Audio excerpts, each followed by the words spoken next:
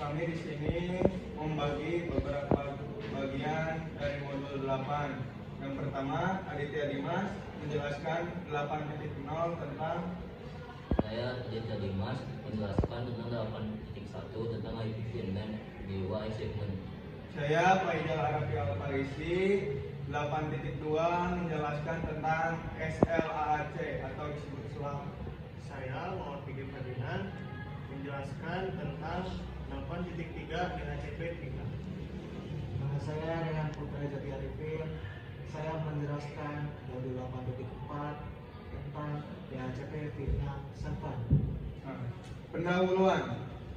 Selamat datang di SLAAC dan DHCP IPv6.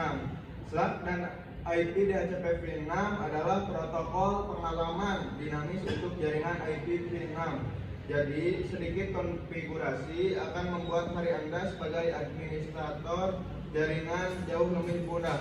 Dalam modul ini, Anda akan mempelajari cara menggunakan SLAAC untuk memungkinkan host membuat alamat unicast global IPv6 mereka sendiri, serta mengkonfigurasi router Cisco EOS menjadi server DHCP V6, klien DHCP V6 atau agen relay DHCP V6.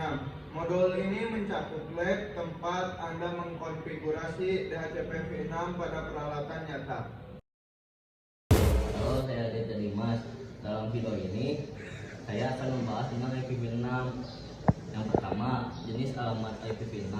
Terdapat dua jenis alamat utama. Yang satu adalah GUA Global Unique Address, digunakan untuk komunikasi di internet. Yang kedua adalah LLA Link Local Address, digunakan untuk komunikasi lokal antar perangkat dalam suatu jaringan. Terus yang keduanya ada konfigurasi alamat IPv6. Alamat IPv6 bisa dikonfigurasi secara satu manual seperti pada router atau host tertentu. Yang keduanya adalah otomatis menggunakan fitur RA Router Advertisement dari router.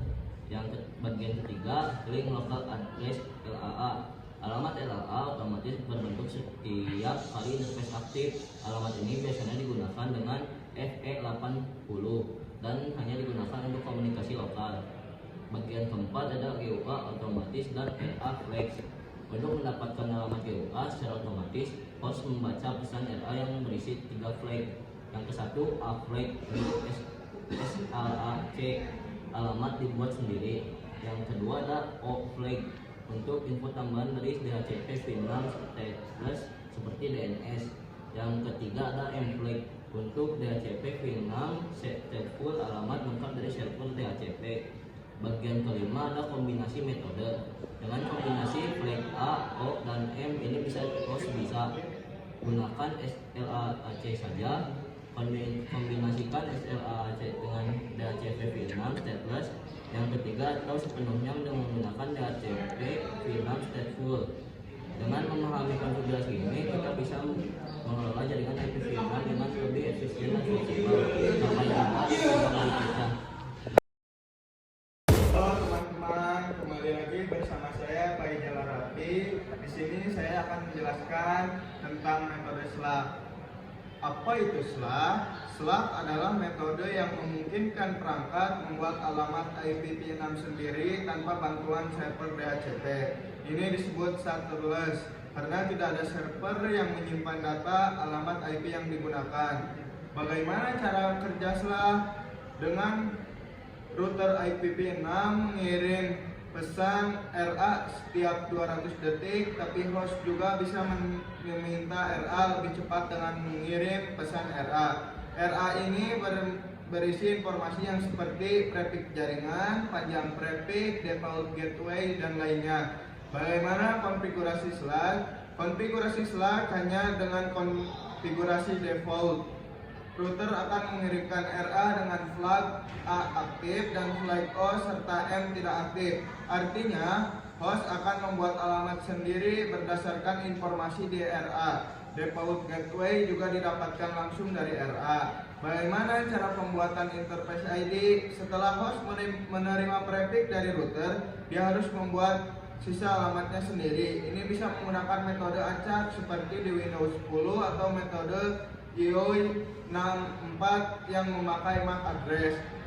Cara cek duplikasi alamat atau disebut DAD. Sebelum alamat bisa digunakan, host melakukan duplikat address detection atau disebut DAD. Jika tidak ada perangkat lain yang membalas, maka alamat aman digunakan. Jika ada, host harus membuat alamat yang baru. Penutup atau kesimpulan. Jadi, Slack adalah solusi ringan, cepat, dan efisien untuk membuat alamat jaringan IPv6 ke perangkat tanpa perlu server DHCP. Mungkin sekian presentasi dari saya tentang Slack. Halo teman-teman, kali ini kita akan membahas cara kerja DHCP V6 atau jaringan IPv6. Yang pertama, stateless DHCP V6.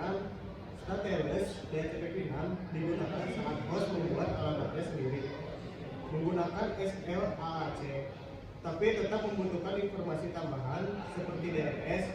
Ini terjadi saat flag A sama dengan 1 dan O sama dengan 1 dalam pesan RA dari dokter. Yang kedua, stateful DHCP V6. Berbeda dengan stateless, stateful DHCP V6 memberikan seluruh informasi konfigurasi termasuk alamat IP. Mirip dengan DHCP versi IPv4. Ini terjadi jika plug N sama dengan 1 dan A sama dengan 0. Dan yang ketiga adalah langkah-langkah proses DHCP V6. Langkah pertama dimulai dengan host mengirim SMS, router membalas dengan RA, lalu host mengirim solicit. Server membalas dengan advertise, host mengirim request. Dan server membalas dengan reply. Dan konfigurasi router untuk mengaktifkan stateless, gunakan perintah IPv6 and order strip config strip flag. Sedangkan untuk melalui stateful, gunakan IPv6 and manage strip config strip flag. Untuk bentuknya, jadi DHCP V6 fleksibel dalam memberikan alamat dari konfigurasi IPv6 sesuai kebutuhan jaringan. Jangan lupa untuk memilih mode yang sesuai. Sekian dari saya. Halo semuanya teman-teman yang menonton video ini kapanpun itu waktunya. Di sini bersama Rehan, saya akan menjelaskan modul 8.4. Oke, di sini 8.4 itu menjelaskan tentang IPv6 server. Jadi untuk 8.4 ini kita langsung saja masuk modulnya. Jadi peran router dalam DHCP V6 yaitu adalah router Cisco iOS adalah perangkat yang fleksibel dan jaringan kecil. Satu router dapat berfungsi sebagai untuk server DHCP V6, memberikan layanan DHCP V6 stateless atau stateful. Dan klien DHCP V6 mendapatkan konfigurasi alamat V6 dari server DHCP V6. Agen relay DHCP untuk agen relay DHCP V6 meneruskan permintaan DHCP V6 ketika klien dan server berada di jaringan yang berbeda. Lanjut ke konfigurasi DHCP V6 stateless server. DHCP V6 stateless digunakan ketika alamat V6 2 atau DUA diberikan melalui SLAAC atau SLAAC. Tapi informasi tambahan seperti DNS diambil dari DHCP V6. Langkah-langkah konfigurasi DHCP V6 stateless server. Aktifkan IPv6 routing dengan perintah R1 config IPv6 uniface.routing. Lalu yang kedua, buat pool DHCP V6 dengan nama. 3. Konfigurasikan informasi dalam pool, misal DNS, domain, Dan nomor 4, bukan dengan antarmuka router. 5, verifikasi bahwa host menerima informasi V6. Lalu lanjut ke konfigurasi router sebagai DHCP V6 stateless client.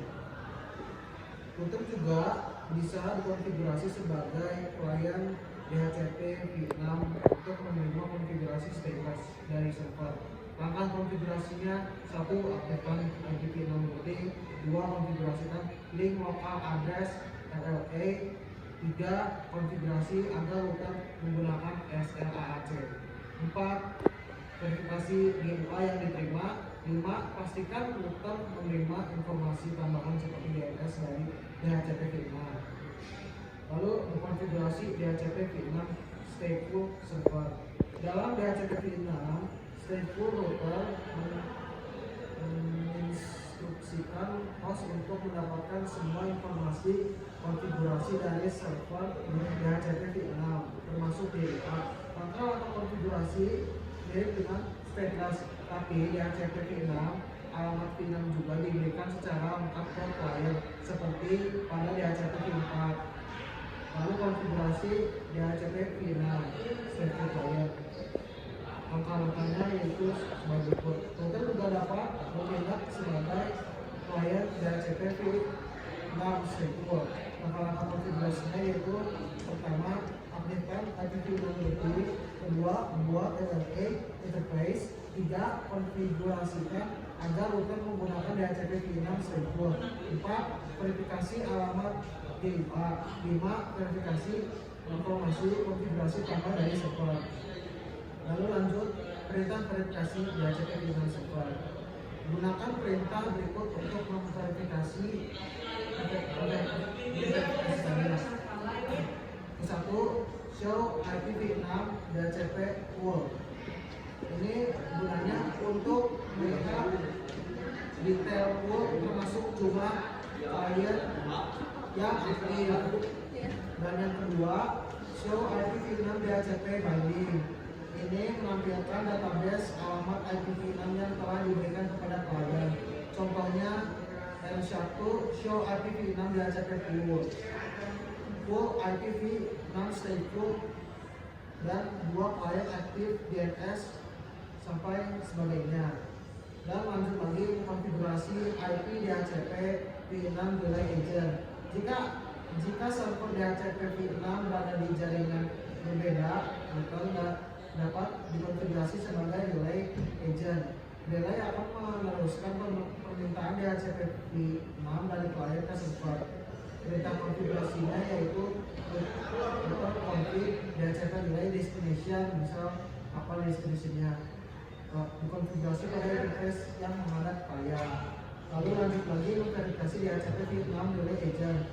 Gunakan perintah show IP V6 DHCP interface untuk memastikan interface berjalan sebagai relay. Lalu kedua, IP config all di PC untuk melihat apakah alamat IPv6 sudah diterima. Contoh outputnya yaitu G0/1 is in relay mode untuk menemukan beberapa hal itu. Oke, kita lanjut ke peran router dalam DHCP V6. DHCP V6 server memberi alamat IPv6. DHCP V6 client mendapat alamat dari server. 3. DHCP client meneruskan permintaan antar jaringan.